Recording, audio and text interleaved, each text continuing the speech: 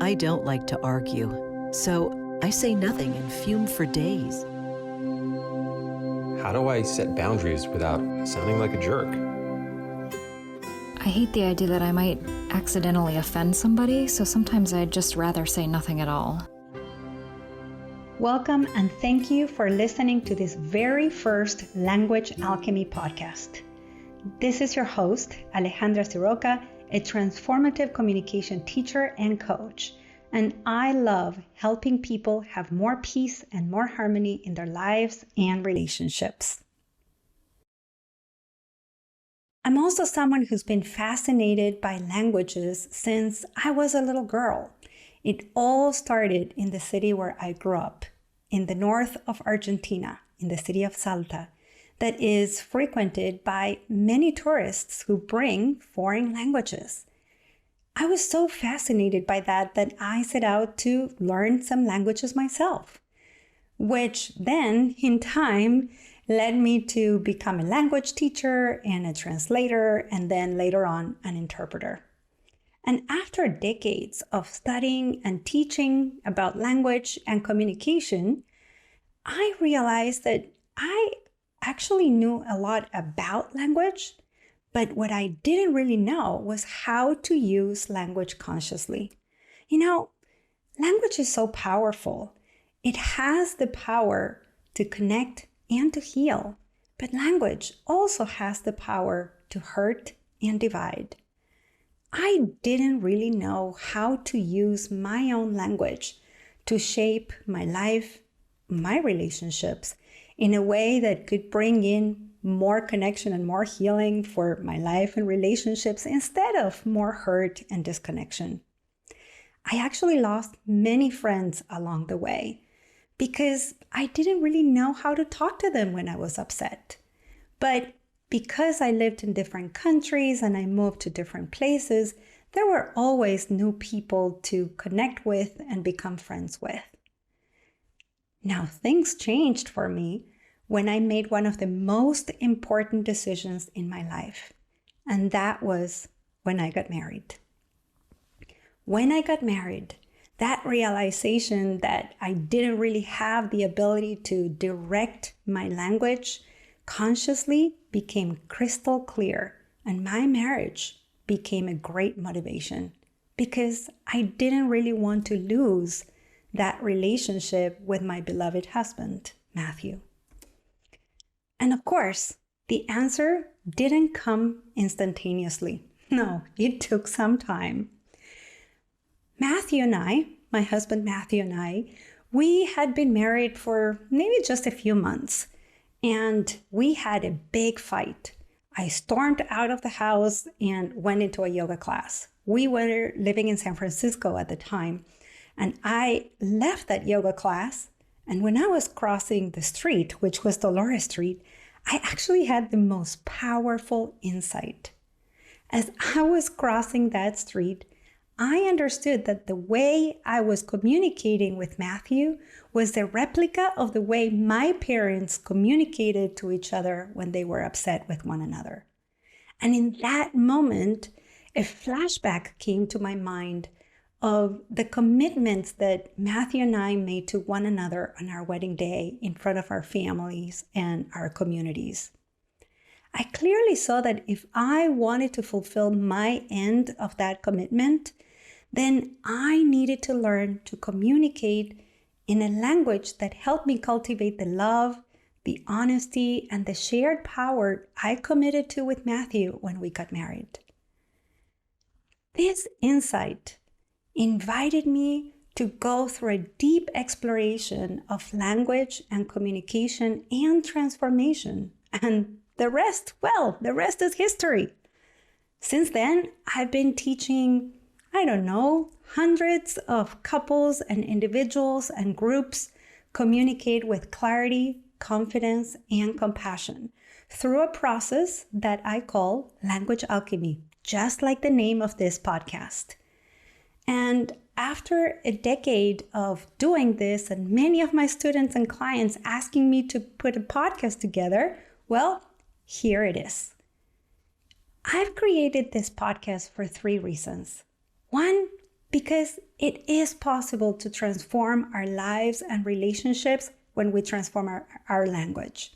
I have the evidence for it, not just with my clients and students, but also with myself as the OGP, or the original guinea pig. And it's possible for you as well. The fact that you learn to speak a language means that you already have that skill available, and all you need to do is to refine it and learn how to direct it towards your particular vision and values. I also created this podcast because when you transform your language and communication, you not only transform your life, but you transform your relationships. And you transform your relationships not just for yourself, but for the rest of our human family, because you become a model. And number 3, I created this podcast because there's still a lot of unnecessary pain and suffering amongst us in this planet. And your voice, your capacity as a conscious, mature adult who can call in and bring in more understanding, more connection, more equity, and more love, all that is needed right now. And all this can happen when you consciously use the most powerful tool you have available to you at all times, which is your language. Let me give you an example. Let's say that it's only an hour after you got up and you're rushing out the door for an important meeting, and you have your bag and your hand in one hand and your turmeric tea and your phone and the car keys in the other. And as you're locking the door, you spill that drink. So now you have to go back and change clothes. Well, you know you're running late. And as all this happens, in your internal dialogue, you hear, "Oh, you're so clumsy. What's wrong with you? When are you going to learn? You're going to disappoint this other person. You're going to let them down. What is she going to think of you? You'll get in trouble." Wow. Having this kind of language in your internal dialogue, how do you think it impacts how you say hi to your kids again when you come back to change those clothes? Or how do you think you treat your dog who's following you around to your closet as you find something else to wear? How do you think you then drive and communicate with your fellow drivers, especially to that driver who's going below the speed limit, when your brain is just focused on communicating fear and punishment to you? Now, let's think of the same situation. So you're rushing at the door, and this time you spill your drink again, but what you hear in your internal dialogue is completely different. What you actually hear in your internal dialogue is, "Oh, I'm really excited to get to this meeting, and now I have to change my clothes. I think the blue top is going to work well with this outfit, and I need to send a text to the person I'm going to meet, let them know that I'm going to be there 10 minutes late." Now, as you have that other language, that other message in your internal dialogue, how do you think you're going to relate to your family as you came back to change your clothes, or to your dog, or to your fellow drivers? Very differently, right? Now, what I want to share with you is that this is not a made-up story. This is actually an experience that happened to one of my clients, and we're going to call her Tina. And what Tina learned to do was to have her language go through a process of transformation that allowed her to be more present with herself, with her family, and with her career. If she can do it, you can too. And what she did is what I called language alchemy. So this brings us to the word alchemy. What is alchemy? Well, alchemy is an ancient practice that originated in Egypt and spread through Europe, in which the main idea was to take an ordinary element and have it go through a process of transformation so that it could become extraordinary. The original alchemists were said to work with lead, an ordinary element, and have it go through transformation so that it would turn into gold. But there was actually a more esoteric meaning to that word alchemy and to the process of alchemy.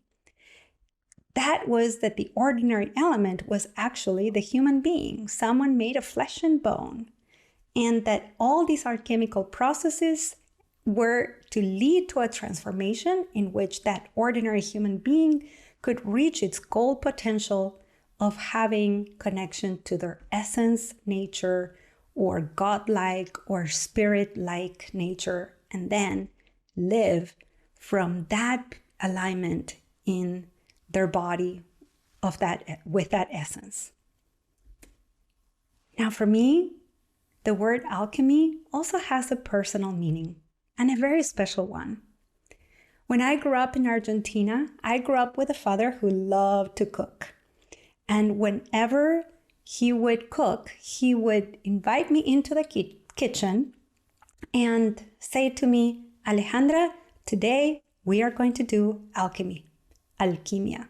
You know, my mother thought he was teaching me how to cook. My husband Matthew can prove that he didn't teach me how to cook. What my father actually taught me was about alchemy. He was really my first spiritual teacher. He would say something like, you see these ingredients, these vegetables, these spices, okay, we're going to mix them together. And if we are performing alchemy, the outcome is not going to be just a meal for our family. The outcome is going to be love. And when he was done, he would say, now we're ready to serve love to our family. This is the same thing that happened with Tina, my client. She performed language alchemy, and the outcome was love. Love for herself because she was calmer, more capable. Love for her family because she was more present. And love for her potential with her career and fellow drivers because she was a calmer driver. Now, this is the potential that we have and that you have and you can reach when you perform alchemy.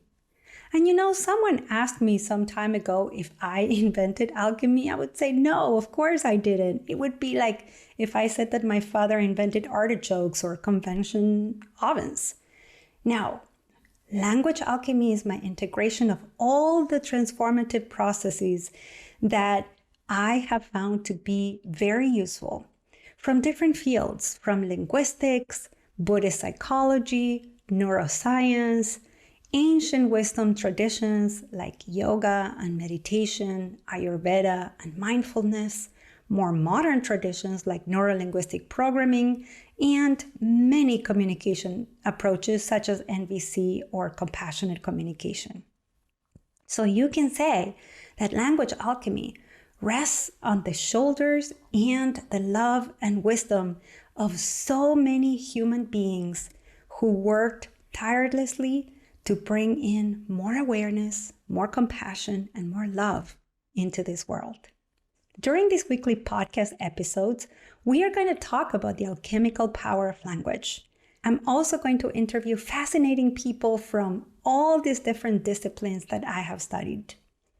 And I am going to answer your communication questions. You can find this podcast, which is going to be about 20-24 minutes, on my website at languagealchemy.com.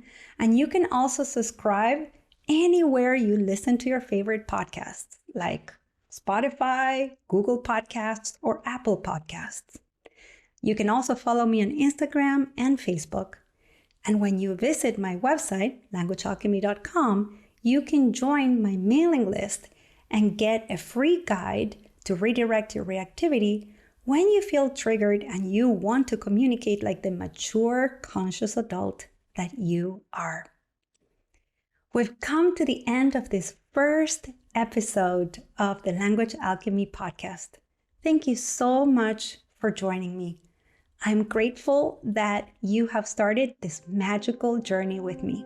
Until next week. as we say in Argentina, ciao ciao. This podcast was made possible thanks to many lovely human beings.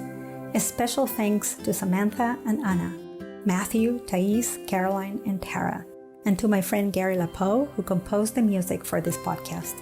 You can find more of Gary Lapeau's music on Spotify. And for links and show notes, check out languagealchemy.com.